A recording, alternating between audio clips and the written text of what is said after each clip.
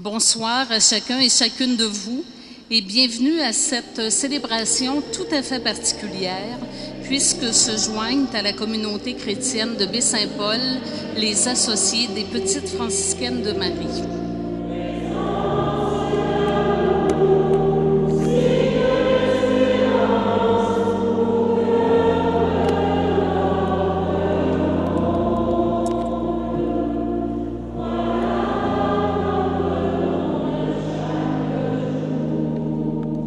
Pour la communauté, la perspective d'être associé, ce n'est pas que on veut que les associés continuent la communauté des Petites franciscaines de Marie, mais que les associés vivent dans leur milieu de vie le charisme de la communauté, bien sûr, mais aussi la spiritualité franciscaine avec ses valeurs et tout, dans leur milieu, enracinés dans leur terrain où ils ont les deux pieds.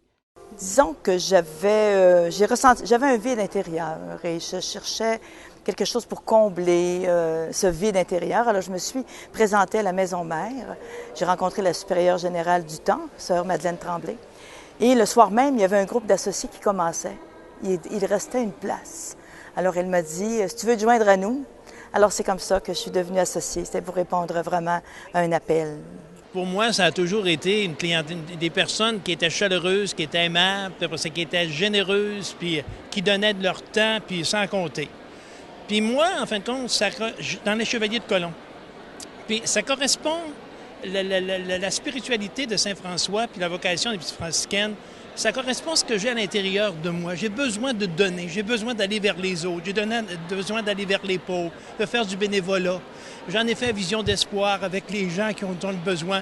Pour moi, ça répondait véritablement à un besoin. Depuis qu'on est associés, c'est sûr qu'il me semble qu'on prie plus d'abord, premièrement, mais on est plus proche des gens qu'on rencontre. Sans catégorie, tu sais. On ne catégorise plus les gens, tu sais. La porte est toujours ouverte pour qui que ce soit. Quand j'ai demandé à devenir associée, je me sentais seule. Je me sentais abandonnée.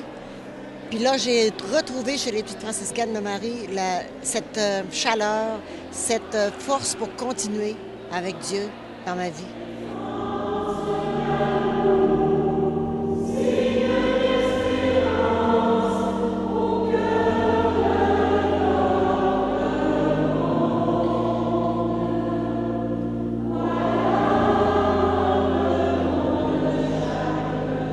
De par les fonctions que tu accomplissais avant ta retraite, est-ce que tu peux nous parler comment les fondatrices ont pu t'aider là-dedans? C'est venu changer un peu ma vie à l'approche du malade. Je me sentais vraiment, là, je sentais que les soins que je donnais avaient une autre dimension. Moi, je suis enseignant. Des fois, c'est un peu plus difficile à passer dans une école, là, ces valeurs-là.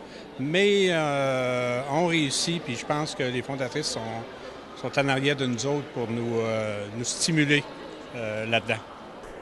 Moi, en connaissant les fondatrices, il y a une phrase dans le livre des franciscaines de Sœur Michel Garceau, malheureusement décédée, qui avait dit, vous vous rappelez, il était dans la petite maison de misère aux États-Unis, et il y a une phrase qui disait « Je pense que c'est au moment où on a eu le plus de misère qu'on était le plus heureuse, parce qu'ensemble dans la prière. » Comment vis-tu l'expérience d'être à ton tour formatrice des nouveaux associés? Bien, vous savez, on a tellement reçu des Petites franciscaines de Marie de votre part. On a été tellement bien accueillis que pour moi, il fallait que je redonne. Il fallait que à mon tour, je puisse faire bénéficier d'autres personnes intéressées à devenir associées, à suivre la formation. Et puis c'est tellement une belle histoire, l'histoire de François, l'histoire des fondatrices. À chaque fois, pour moi, c'est une redécouverte. Normand chemine toujours avec toi, ton époux?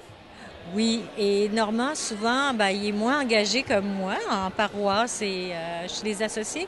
Mais souvent, je lui dis toujours, minimise pas ton apport parce que c'est grâce à toi que moi, je peux avoir cette action bénévole en dehors parce qu'il m'aide énormément. Merci beaucoup, chers amis, d'être là.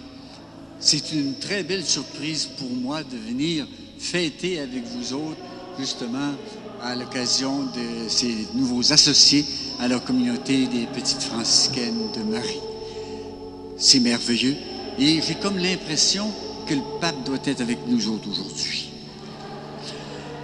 Ce qui m'interpelle le plus du pape François, c'est que sa simplicité. Et puis, il aime les pauvres, la pauvreté.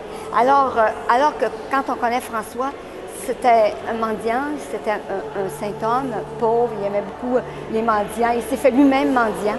Donc, le pape François, il y a des traits qui le rapprochent de François.